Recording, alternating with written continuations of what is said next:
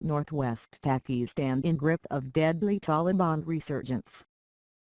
Strike action over Macron's pensions plan brings major disruption to France-Russia-Ukraine war, reveals England's draconian libel laws, says lawyer. Rebuilding in the war zone.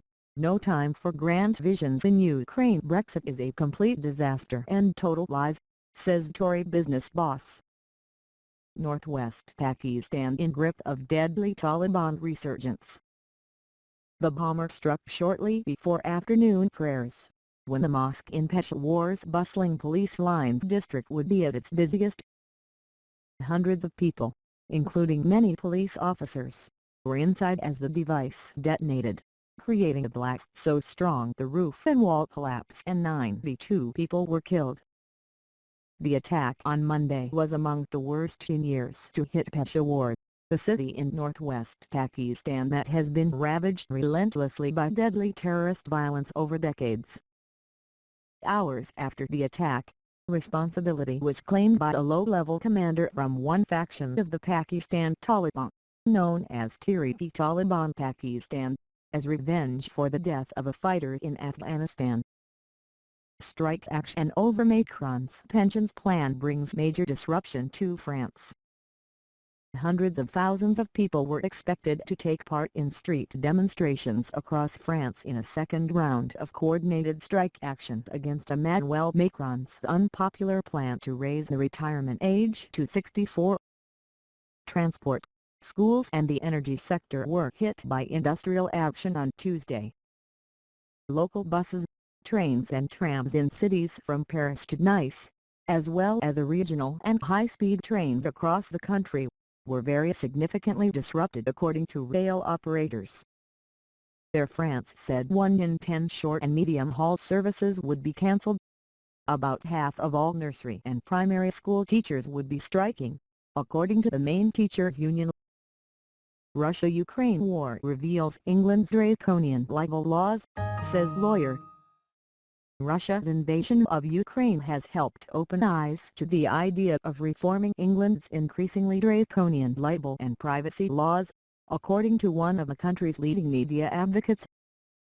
Geoffrey Robertson Casey, author of a new book on efforts by the rich and powerful to suppress free speech, lawfare, said the war revealed the cynical way wealthy Russians, and others, have exploited the English legal system. The unprovoked invasion ordered by the Kremlin last February has, the barrister said, brought up the way in which oligarchs, as rich people, have been able to intimidate British journalists and British publishers in costly libel actions. Eyes are opening, he said in an interview with The Guardian. Robertson highlighted the case of Yevgeny Prigozhin, who acknowledged he was the founder and boss of the Wagner mercenary group in September, but who, until May, was suing investigative journalist Elliot Higgins in London for tweeting articles linking the Russian oligarch to the same paramilitary organization. Rebuilding in the war zone, no time for grand visions in Ukraine.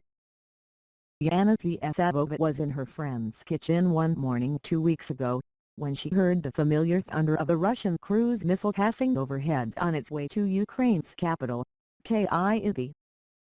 Twice the 36-year-old has had to rebuild her life because of Vladimir Putin. She fled her home city of Slavyansk in the eastern Donetsk region after Russian-backed separatists sought to take it in 2014. Then, in the early hours of February 24 last year, Piesavova and her husband, Serhiy, awoke to the sound of explosions on the far side of the woods neighboring their apartment block in Irpin, the commuter town on the edge of Kyiv.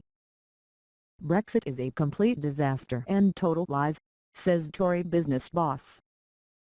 Guy Hands, a leading city figure, has called Brexit a complete disaster and a bunch of total lies that has harmed large parts of the economy.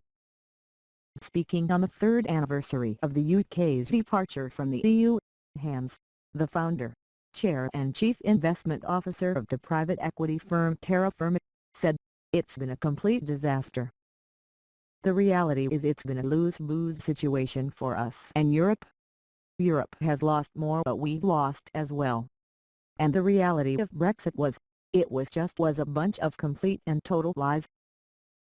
The only way that the Brexit put forward by Boris Johnson was going to work was if there was a complete deregulation of the UK and we moved to a sort of Liz Truss utopia of a Singapore state, and that was just never going to happen. Hans, the former donor to the Conservative Party, told BBC Radio 4's Today programme.